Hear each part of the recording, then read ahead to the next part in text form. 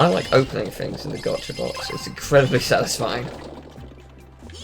I want to get the enemy that we just saw in that place. There was like a weird fish whale thing that was very creepy. Discovered an amazing fact that it's possible to make edible plastic-like tableware from plant proteins. Is it? I think so. Okay, good. I mean, well, a lot of the containers we've got at work are containers that are designed to decompose because they're made out of plant material. Oh, that's cool. Your boss is planning a trap for you. I leave in 4 days. If I get destroyed at work, I will be sad. like, don't do this to me. When people watch this watch this video later on, it's all a congratulations on Teal leaving his job. And congratulations! Congratulations! Is this Big Man Tyrone? Yes. Yeah. It's amazing video. The way he says "I am the Globgo Gambler," but he doesn't say that. He says "I am the Gob Galab." I can't remember how he says it. It's a very fun way. Well, very nice in her Kamino. Kamino? No, that's not right, is it? Kamino's the planet from. It's the planet from Star Wars Episode 2. Oh no, Kimono. Kimono. What's going on in I was going to say Komodo, which is also not correct. So that's a dragon. Isn't it also a place where you can sit down? No, it's the commode.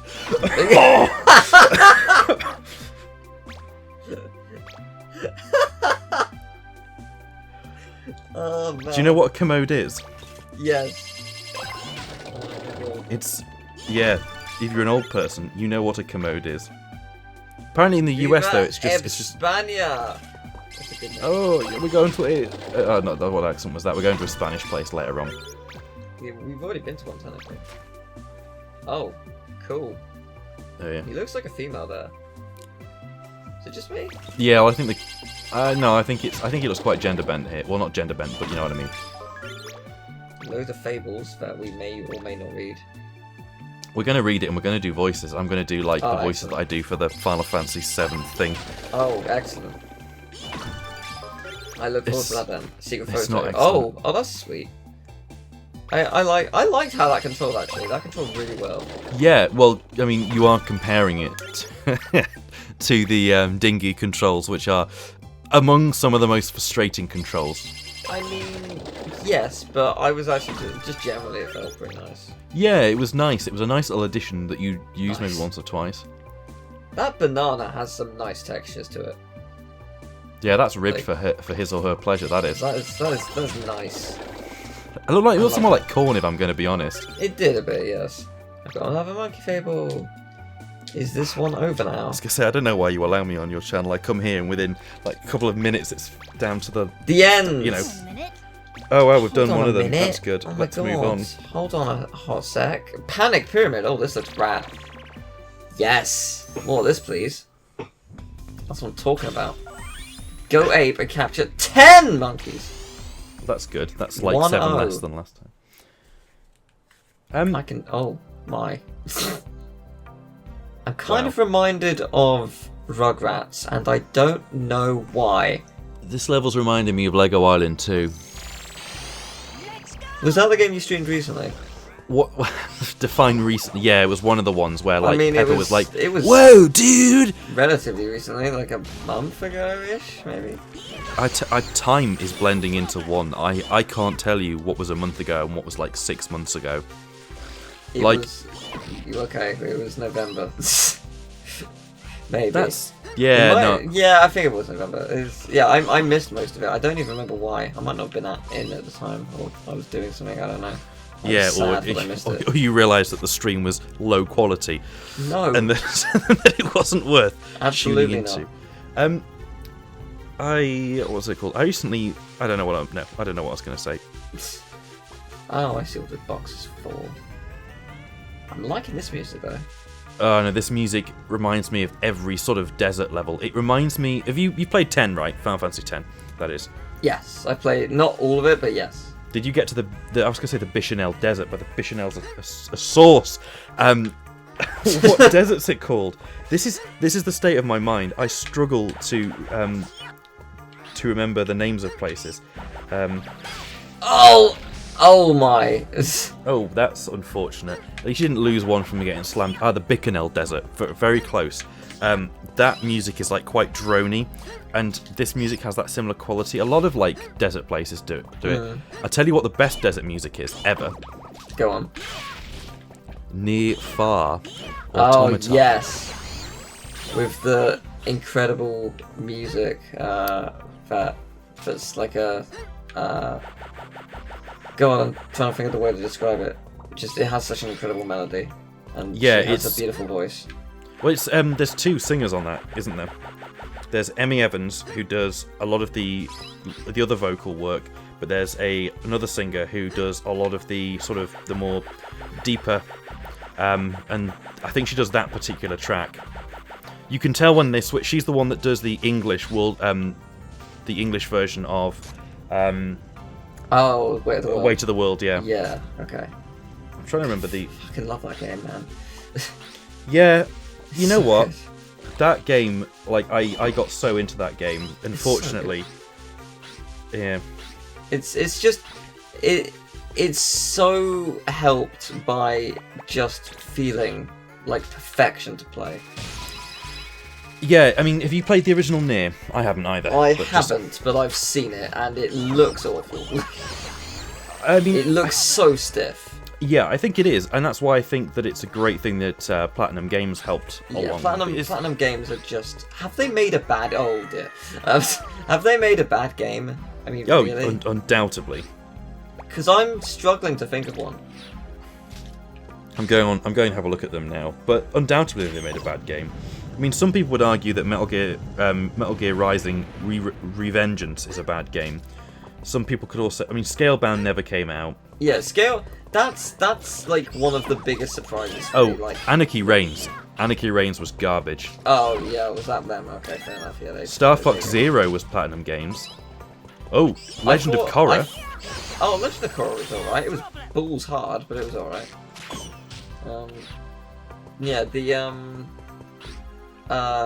Anarchy Reigns was absolutely trash. What was Scalebound. Scalebound is such a surprise to me because, like, that was realistically, Platinum Games are going to do a good job. Like, for the most part, they've learned a lot over the last few years, and like Scalebound had such potential, it just needed more time.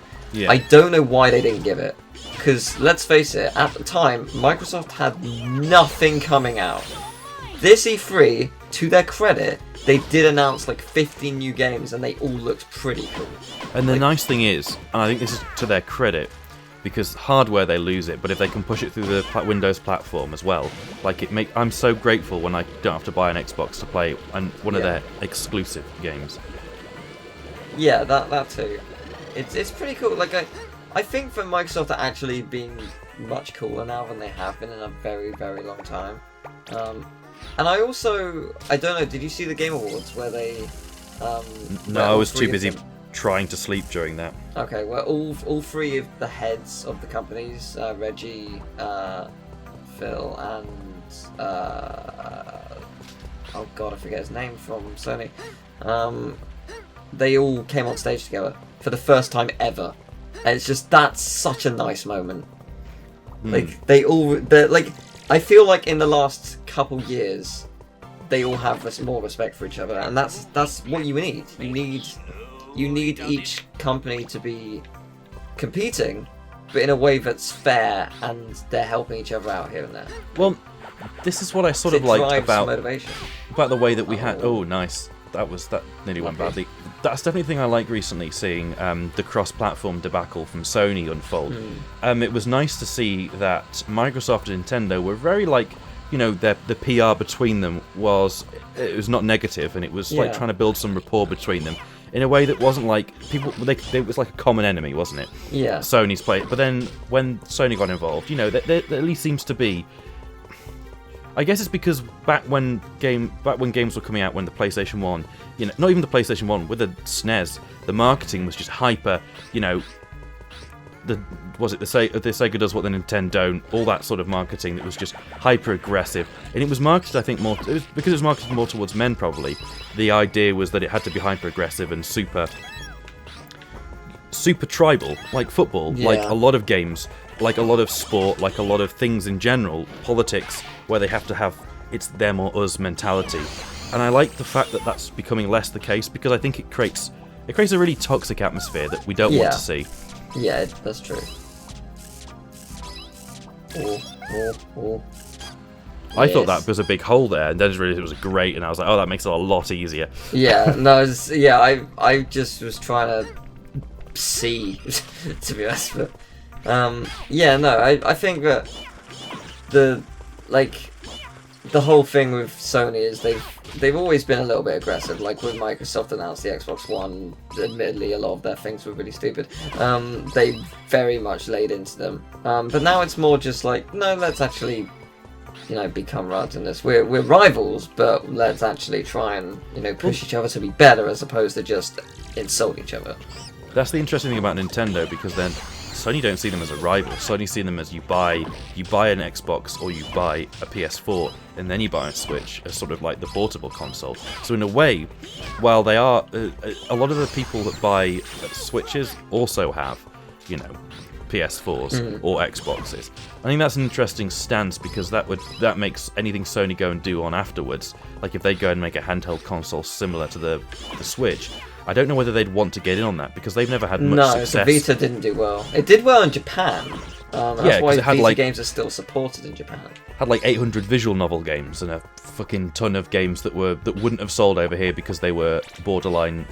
Well, the thing is, the Vita is actually a very powerful console. It just didn't have the games at launch. Yeah, same with the GameCube. GameCube was more powerful, but it was probably harder to code for than the rest of them. The N64 was the more powerful console, but it didn't do as well.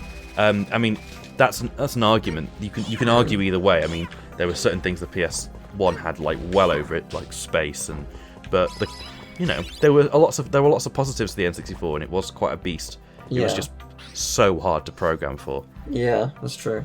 But then, it doesn't matter how powerful the thing is. If you can't program and use the power very easily, then you ain't gonna do it, are you? No, that's true. It's just fascinating to see the gaming scene. And have you heard that Sony's not going to be at E3 next year? I think this is good. I think heralding the death of E3 is a generally good thing. I don't know. I like E3. Oh no, I like it, but hear me out on this one. I think the problem is, and we've seen this.